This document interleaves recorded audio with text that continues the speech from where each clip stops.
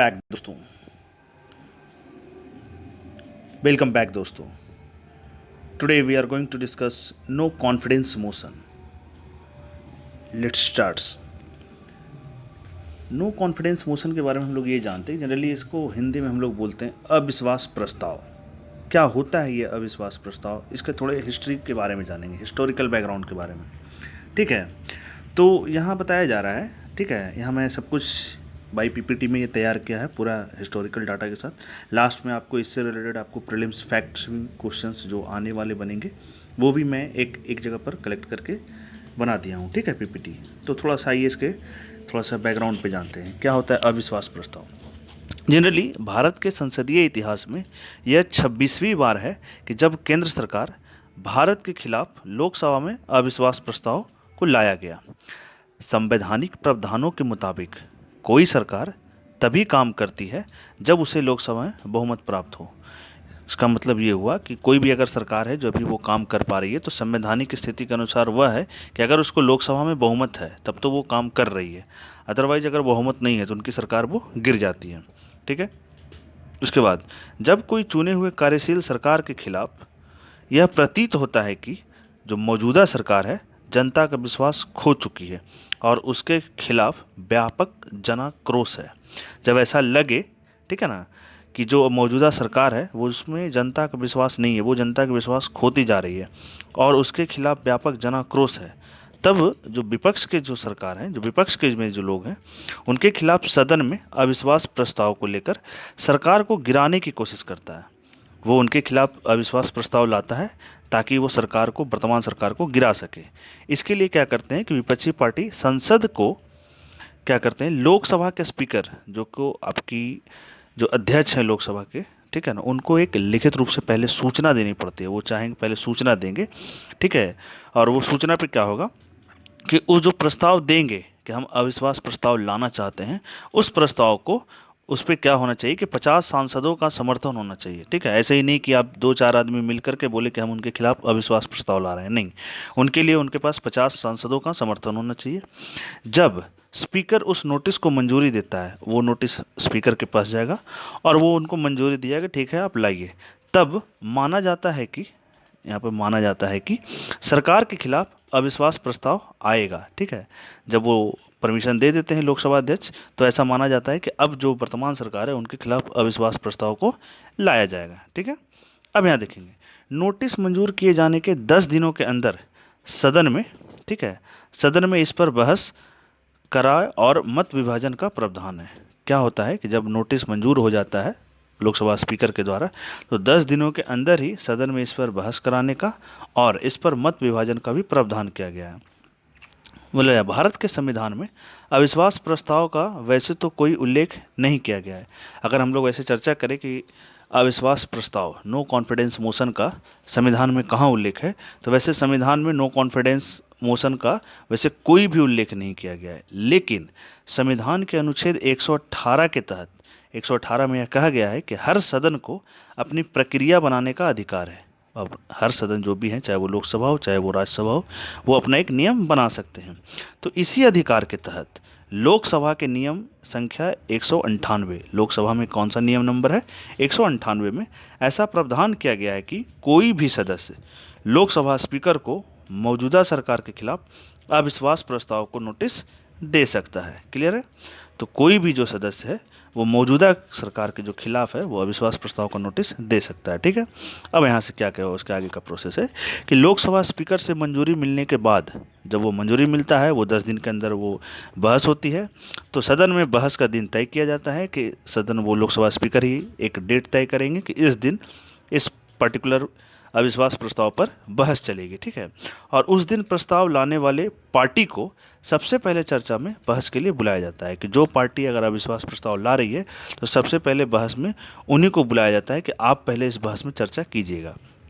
उसके बाद सत्ता पक्ष और विपक्ष के लगभग सभी दलों को, ठीक है, अपनी बात रखने का मौका दिया जाता है। दोनों पक्ष को अपनी अपनी बात रखने का मौका मिलता है, सत्ता पक्ष को भी और विपक्ष को भी, ताकि दो लोग अपनी अपनी बात को रख सकें। और इस दौरान विपक्ष सरकार की नाकामियों को उजागर करता है, और जब विपक्ष अपनी बात रखता है, विपक्ष सरकार क्या करता है कि जो मौजूदा मौजूदा सरकार जो होती है उनके नाकामियों के बारे में बताता है कि मौजूदा सरकार ने ये काम करने में असफल किया, ये योजना को नहीं ढंग से लागू कर पाया, मतलब उनकी नाकामी को उजागर करके सामने लाते हैं लोग, ठीक है। और उसे सत्ता से हटाने के लिए सदन से सरकार के खिलाफ यानी अविश्वास प्रस्ताव के पक्ष में वोट करने की अपील करता है, ठीक है। वो अपील करता है कि अविश्वास प्रस्ताव के पक्ष में वोट किया जाए, ठीक है। उसके बाद विपक्ष के आरोपों पर, अब जब विपक्ष आरोप लगाएंगे तो सत्ताधारी दल की तरफ से बहस किया जाएगा, ठीक है, क्योंकि ऑब्वियसली है कि अगर एक तरफ से आरोप लगाया जाएगा तो उनको भी बोलने का मौका मिलेगा, तो सत्ताधारी दल की तरफ से बहस किया जाता है।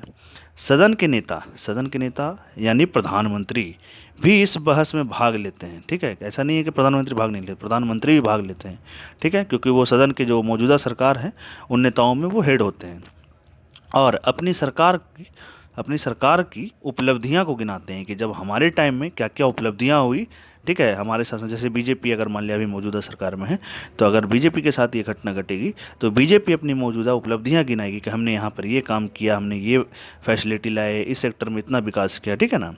फाइनली जब चर्चा पूरी होती है तो चर्चा पूरी होने के बाद लोकसभा स्पीकर जो है इस प्रस्ताव पर मत करवाते हैं, मत को विभाजन करवाते हैं, ठीक है, कि देखते हैं इस पर वोट करके। तो मत विभाजन या तो ध्वनि मत, आवाज़ के थ्रू कि किसके पक्ष में कितना लोग सपोर्टर हैं, या तो फिर वो मतदान कराते हैं कि पार्टिकुलरली आप लोग मतदान कीजिए, या तो सदन में ध्वनि मत के द्वारा या मतदान कराकर, ठीक है। अगर वोटिंग में, ठीक है, अगर वोटिंग हुआ और वोटिंग में जो सरकार जो है बहुमत साबित नहीं कर पाती है, जो मौजूदा सरकार है वो अगर बहुमत साबित नहीं कर पाई तो सरकार क्या होती है, वो गिर जाती है। बात तो क्लियर है कि अगर आप अपना उपलब्धि कराए तो आपके पक्ष में होनी चाहिए लोग, इसीलिए हम लोगों ने मत करवाया, स्पीकर ने उनके लिए मत का प्रोसेस रखा कि चलो भाई इन पे हम लोग वोटिंग करवाते हैं। वोटिंग में अगर इनका बहुमत साबित हो गया तब तो इनकी सरकार बनी रहेगी, अगर बहुमत साबित नहीं हुआ तो फिर सरकार क्या हो जाती है, गिर जाती है, ठीक है। 1978 में तत्कालीन प्रधानमंत्री, ध्यान दीजिएगा, 1978 में उस समय के प्रधानमंत्री मोरारजी देसाई की सरकार जो है पहली बार अविश्वास प्रस्ताव हार गई थी। उसके बाद फिर क्या हुआ, अटल बिहारी के साथ भी वही हुआ कि अटल बिहारी की सरकार भी 2 बार अविश्वास प्रस्ताव हार चुकी है।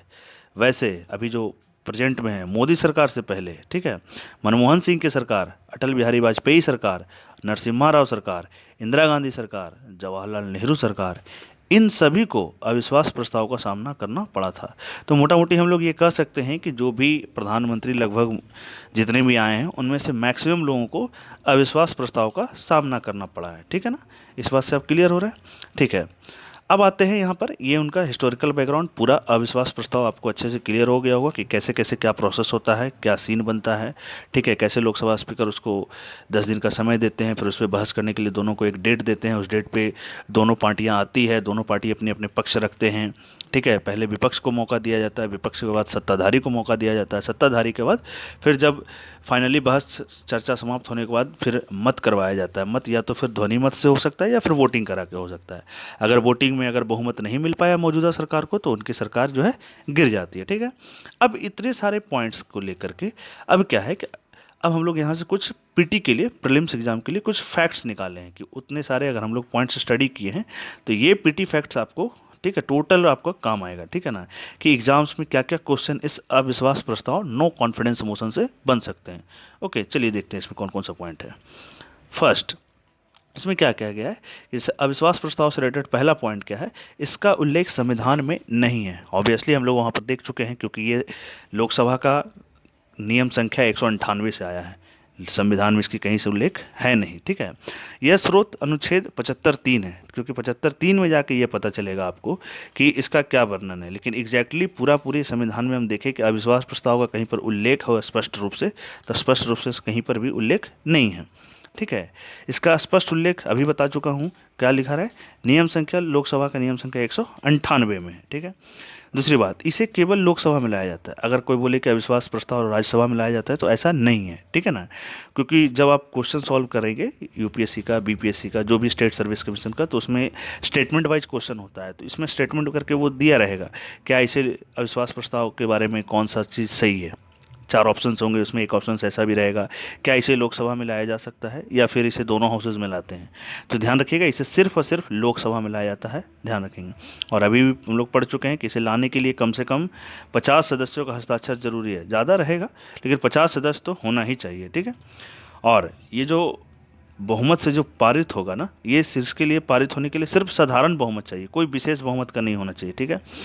अब यहाँ पर आते हैं साधारण बहुमत, ये हुआ साधारण बहुमत, ठीक है। अब यहाँ पर क्या देख रहे हैं, उसके बाद यह सत्र में केवल एक बार लाया जाएगा। जब भी सत्र चल रहा होगा, तो जो भी सत्र चल रहा हो, चाहे वो शीतकालीन सत्र हो, ग्रीष्मकालीन सत्र हो, उस सत्र में पर्टिकुलर एक ही बार लाया जाता है नो कॉन्फिडेंस मोशन, ठीक है। और दूसरी बात, नो कॉन्फिडेंस मोशन आता किसके थ्रू है, तो ये विपक्ष सरकार द्वारा लाया जाता है, नॉट विपक्ष सरकार, विपक्ष के बोल सकते, क्योंकि सरकार में तो आपका सत्ताधारी दल होते हैं, तो विपक्ष के द्वारा ही लाया जाता है, क्योंकि वही चाहते हैं कि सरकार की नाकामियों को दर्शाएं और उनके खिलाफ अविश्वास प्रस्ताव ला के उनकी सरकार को हम गिराएं, ठीक है। और लास्ट पॉइंट है कि जब यह पारित हो जाता है तो सरकार को त्यागपत्र देना पड़ता है। हम लोग लास्ट पॉइंट देखिए कि जब बहुमत साबित नहीं होता है, बहुमत नहीं मिल पाता है, तो उनको क्या होता है, सरकार को त्यागपत्र देना पड़ता है, ठीक है। आई होप ये चीज़ क्लियर हो रहा होगा।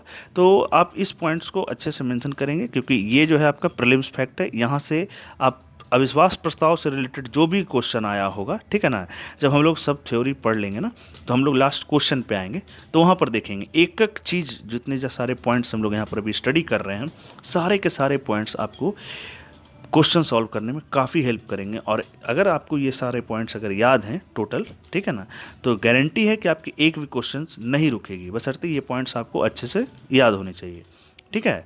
तो आप इसको स्टडी कर लेंगे, इसको देख लेंगे, ठीक है ना, काफ़ी अच्छा चीज़ है ये आपके प्रीलिम्स पॉइंट ऑफ व्यू से। और अगर मेंस के लिए आपको इसको तैयार करना है, तो यहाँ से हम लोग टोटल स्टडी पढ़ चुके हैं, इसका पूरा हिस्टोरिकल बैकग्राउंड देख चुके हैं, ठीक है ना, पूरा कैसे कैसे आता है, क्या प्रोसेस है, क्या करना होता है, ठीक है, इनका कहाँ उल्लेख है, कैसे सरकार आती है, किन किन की सरकार के खिलाफ भी आई थी, किन के टेन्योर में लाया भी गया था, ठीक है ना, ये सारे हैं।